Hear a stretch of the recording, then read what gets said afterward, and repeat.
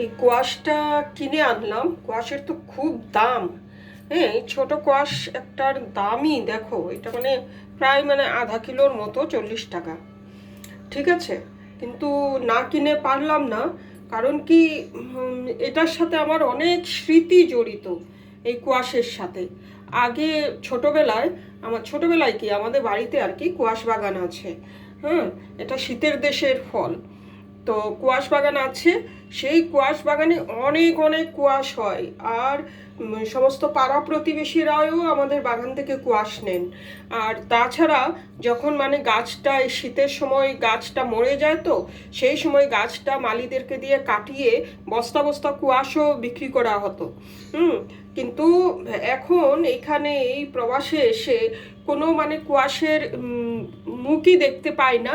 আর যখন দেখতে পাই, সিজনে যখন দেখতে পাই কুয়াশের মুখ, তখন মানে আকাশ ছোঁয়া দাম আর কি। তখন মানে কেনার আর ইয়েটা হয় না। কিন্তু তাও আমি প্রতি বছরই কিনে ফেলি, প্রতি বছর কিনে ফেলি, কারণ স্মৃতি একটু তরতাজা হয়ে যায় আর কি। আর আমার এমনিতেও মুগ ডাল দিয়ে কুয়াশটা খেতে খুবই ভালো লাগে, আর সেই জন্যইও কেনা। হ্যাঁ, তো এই যে এটা কিনে এনেছি আজকে। অবশ্য আমি এটা দিয়ে মানে এমনিতে একটু ভাজা করব, একটু তিল দিয়ে আমি এটাকে ভাজা করব। এর বেশি আর কিছুই না, একদম সিম্পল, হলুদ লবণ আর কালো তিলটা যেটা আছে আর কি সেটা দিয়ে।